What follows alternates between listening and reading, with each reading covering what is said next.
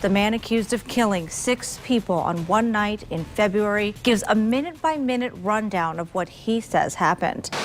When you have to get from point A to point B, there's a good chance you are using the Uber app to do so.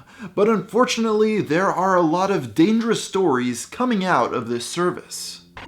A common fear in the minds of passengers is who Uber assigns to drive them. The company allows almost anyone the chance to apply as a contractor. Even with background checks, the possibility of a criminal behind the wheel remains. Many articles over the years have highlighted flaws in their system. In 2014, the Chicago Tribune reached out to Uber for a list of local drivers. They refused, providing only one individual. This person still violated their rider safety policy. No one with a felony conviction in the last 7 years is permitted, yet his record showed a felony residential burglary charge from 4 years prior. The company was forced to admit fault while claiming the margin of error was minuscule. That didn't suffice as stories continued to surface. Months later, NBC published a report on the issue. The outlet found several contractors with a questionable past. On New Year's Eve, an Uber driver named Saeed Mazafar hit a family on a crosswalk. The accident tragically took the life of their 4-year-old daughter.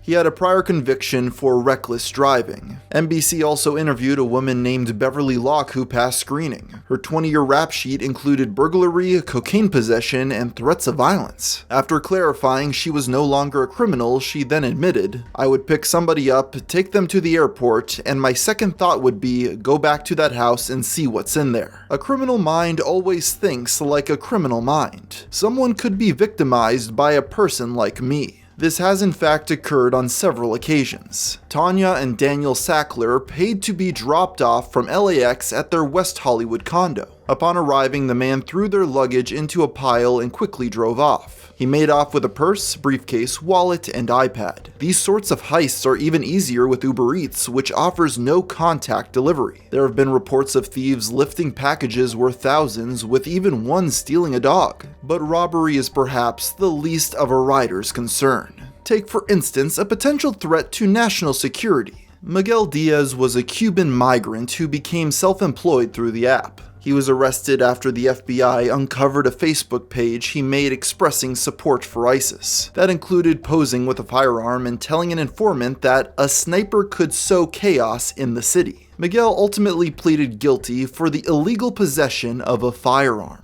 To be fair, there was little Uber could have done to prevent this incident in particular. Yet those with a violent record could evade scrutiny with ease through tricks as simple as a fake name. This became apparent after Los Angeles and San Francisco filed a civil suit against the company. In a complaint from 2015, they list 25 felons who were approved in spite of their easily exposed past. That included a murderer who spent decades in prison before signing up under a pseudonym.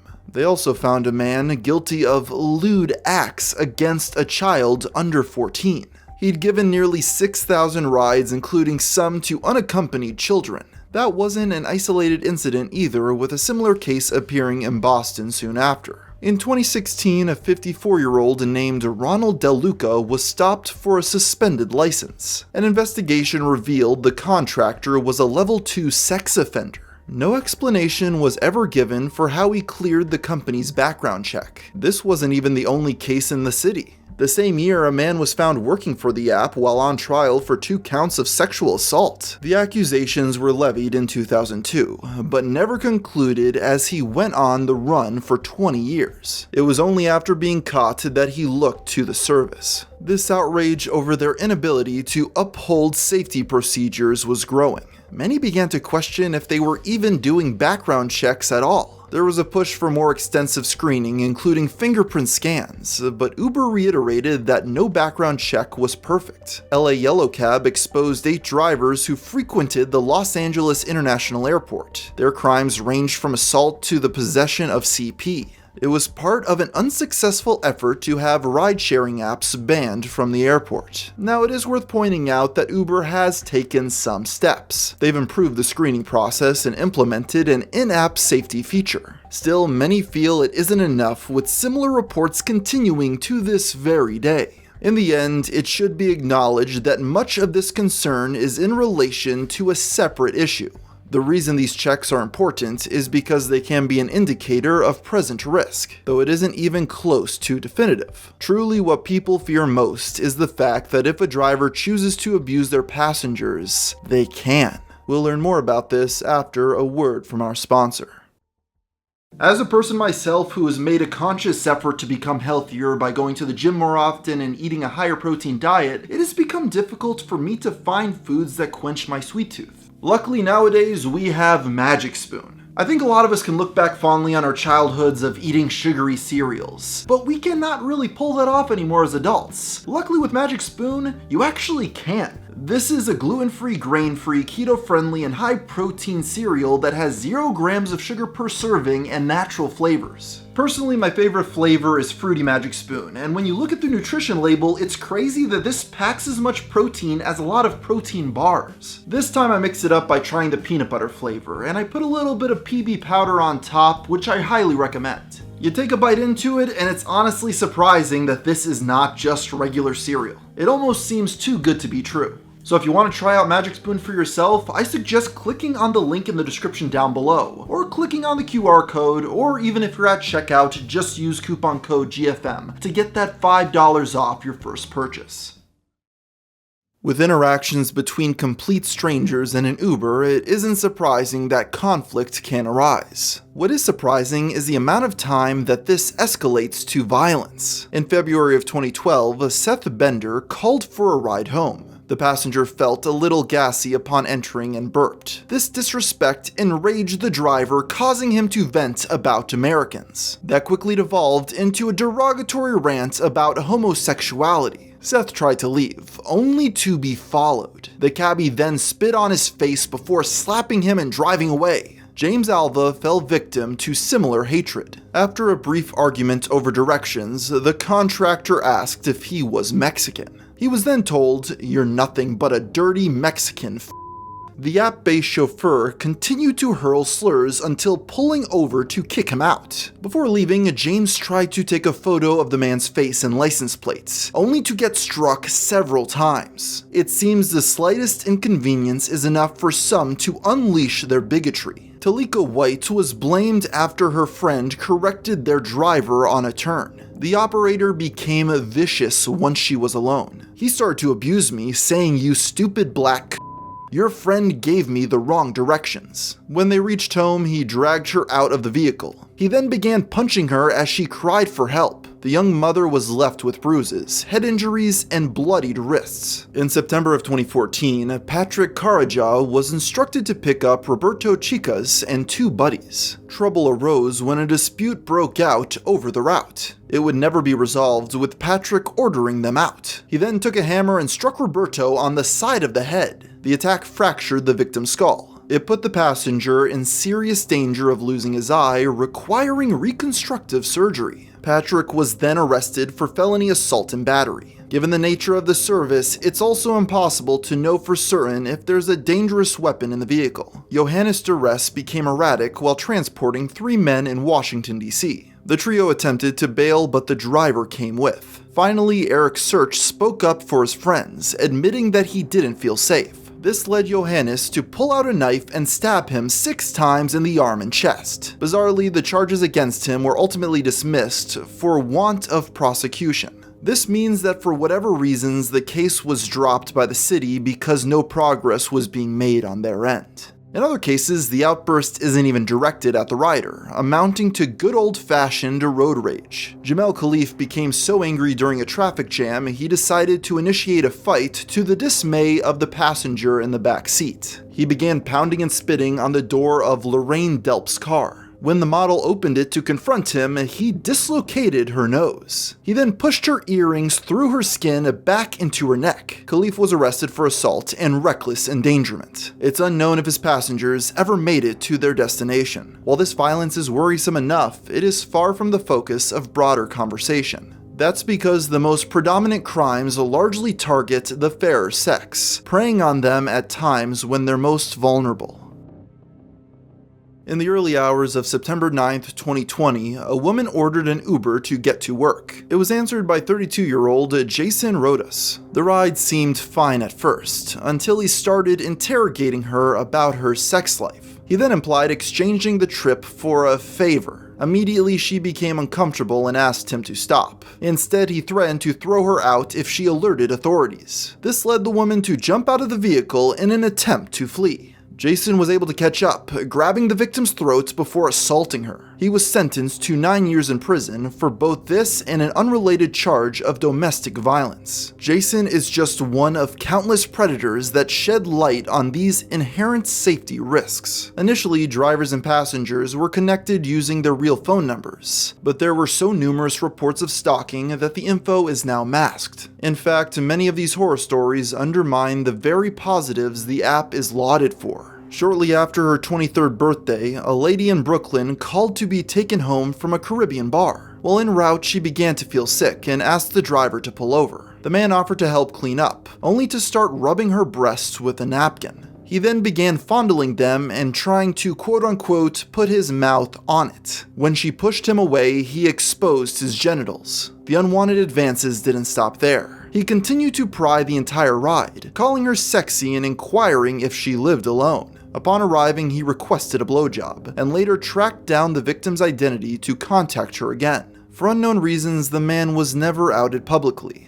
Uber is seen as a crucial tool for getting someone home safely after a night of drinking. It's a preferable alternative to driving under the influence, though sometimes those looking to exploit the vulnerable end up in control. That was true of Marshall Savage Banks from Evansville, Indiana. Rather than take the intoxicated woman home, he coerced her to exit the vehicle. This was noticed by close ones who found her missing from the apartment. They stumbled across her outside with Banks, who gave them a fake name. It was after he left that she broke down in tears and told them he covered her mouth before taking advantage of her. They took her to the hospital, and Marshall was charged with a level 3 felony. Mark Taylor raised similar suspicions among his victim's friends. The 30-year-old circled around the neighborhood before stopping at an incorrect location. This led one friend to check in, running over to find Taylor on top of her. He slammed his fists on the locked door until the driver finally stopped. As the rescuers drove away, she mumbled,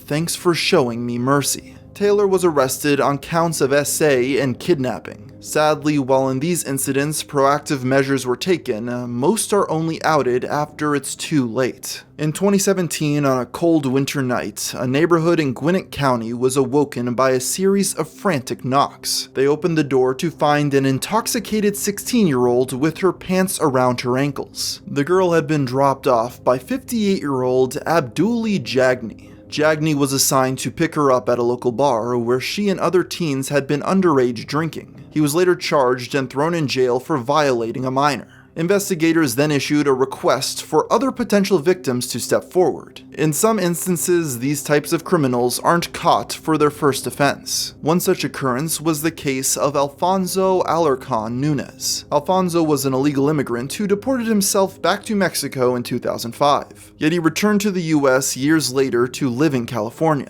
This is important as the state issues driver's licenses regardless of legal status. 2 years after obtaining his license, he applied for Uber. He registered under an alias, disguising himself as Bruno Diaz. In spite of all this, the account was approved, marking the beginning of a crime spree throughout 2017. He targeted young intoxicated women both on and off the clock. The latter was by parking in front of bars and restaurants, posing as their designated driver. Alfonso drove victims home before violating them and stealing belongings. That included jewelry, cell phones, and computers. Because of the pseudonym, which extended to his Venmo, it was difficult to identify the driver at first. In the end, it was DNA that led to the man's arrest over accusations from 5 different girls. He was convicted in 2021 and sentenced to 54 years in prison. By this point, it's clear that these stories are shockingly common. Uber has released 2 safety reports for the periods of 2017 to 2018 and 2019 to 2020. The company's first disclosure revealed nearly 6,000 allegations involving its rides. That lowered to the still concerning number of almost 4,000. The year 2020 alone accounted for 141 cases of forced penetration and 998 cases of sexual assault. As a result, several women have sued over their inadequate background checks. One pointed out that the perpetrator's criminal record could be found within minutes. This culminated in 2020 following the release of the second safety report. On July 13th, the class action lawsuit was filed in San Francisco by the law firm Slater Shulman. As early as 2014, Uber became aware that its drivers were assaulting passengers. Nevertheless, in the 8 years since, their drivers have continued to attack passengers. That includes the plaintiffs who claims were alleged in today's action.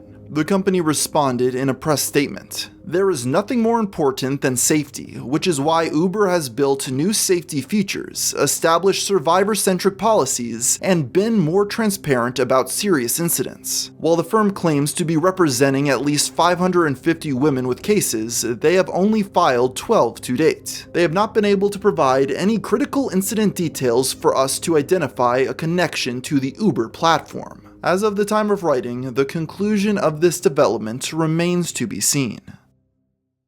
So far, we've covered several categories of deranged rideshare drivers. From seasoned crooks to serial offenders, it is frightening how often they end up behind the wheel. Yet without a doubt, there is one individual that takes the title for the worst, because unlike the other stories discussed today, it tragically ends in bloodshed. Jason Brian Dalton used to be known as a good family man. He lived in Cooper Township, Michigan, with his wife and 2 children. The 45-year-old was often praised for his kindness. That changed in early February 2016, though, shortly after he became an Uber contractor. Neighbors observed that he became increasingly paranoid and depressed. The man started to fire guns outside his house for hours on end. Yet this wasn't enough to raise significant red flags. The behavior persisted for weeks until February 20th. Dalton took his first fare that day at around 4:00 p.m. He was assigned to drop off Matt Mellon at a friend's house. However, it wasn't long before he started driving crazy.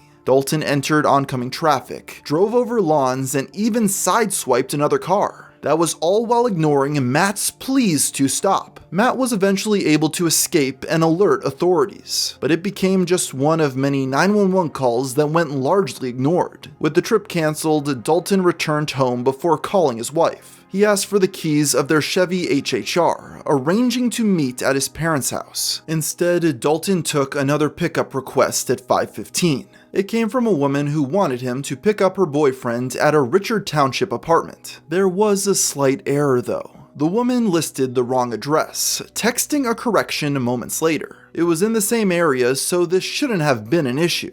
Yet she received no response, even after attempting to call. That's because Dalton was busy driving so aggressively that he risked a head-on collision. He arrived sometime before 5:42 p.m. While surveying the complex, he encountered a mother and 5 children in the parking lot. He confronted her under the belief she was someone else. When she clarified she wasn't, the man turned his car around and began firing. There was 15 shots in total, which only stopped once she played dead. Though she sustained serious injuries, thankfully the woman survived. Dalton quickly sped away, driving through a red light. Despite striking another vehicle, he managed to flee the scene. He then canceled the prospective rider, informing her that something had come up. He spent the next hour warning his wife of unspecified danger. He gave her a gun and told the family to stay home at all times. He hit the road again at 7:37 p.m., leaving in their Chevrolet. This was bizarrely to take more Uber requests, which went without incident. None of these passengers noticed anything unusual, but that peace was short-lived, only lasting the next 3 hours. It was at 10 that Dalton arrived at a Kia dealership in Kalamazoo. He parked his car to approach a father and son, and then asked what they were looking at. Before they could respond, he fatally shot both of them. Dalton hurried back to his car, driving 5 miles to the nearby Cracker Barrel. This time, he approached a stranger sitting in a white van. He fired at both her and an adjacent vehicle, severely injuring 5 different women. Only one of them survived, a 14-year-old named Abigail Koff. The attack put her in a coma, awakening with a shattered skull and permanent brain damage. The gunfire lasted only a minute, with Dalton returning home to reload. As police now realized there was an active shooter, they launched a full-fledged manhunt. They began to broadcast a description of his car over the radio. Dalton, on the other hand, was unfazed. He resumed his ride-sharing business when the clock struck midnight. The Uber contractor began by dropping off 3 students at their dorm. He then drove 4 people to a hotel. They heard about the spree killing and playfully inquired if he was the gunman. He simply replied, no. This happened again with a different trio minutes later. The terror wouldn't end until 12:36, when he was identified after dropping off those final passengers. He was pulled over for a traffic stop before being removed and arrested. He was found with a bulletproof vest and a handgun hidden within his wristband. Dalton was arraigned later that day on 16 charges, including 6 counts of murder. But this did not end the madness. In a preliminary hearing, Dalton interrupted the first victim while she was testifying. He had a verbal outburst of indecipherable statements that caused her to cry. This led him to be restrained and removed from the courtroom. In March, several documents were released in which Dalton admitted his involvement, but the suspect then said that Uber was truly to blame. He claimed that upon opening the app, he recognized the logo as that of the Eastern Star. Then a devil head appeared, which was when all the problems started. The following excerpt elaborates on what he told investigators. Dalton said that the iPhone can take you over. He described the devil figure as a horned cow head. It would give you an assignment and it would literally take over your whole body. It took almost 3 years for the case to reach its conclusion. Jason Dalton pleaded guilty to all charges against him on January 7, 2019. He was sentenced to life in prison without the possibility of parole. To this day, it's unclear what motivated him to take those people's lives. Opportunity is everywhere. All you have to do to find it is get out. It should be noted that even if you're using a traditional taxi or public transportation, there are still risks that come along with those as well. So we always must keep an eye out. And with that, I think I'll end the video here. So until next time, thanks for watching.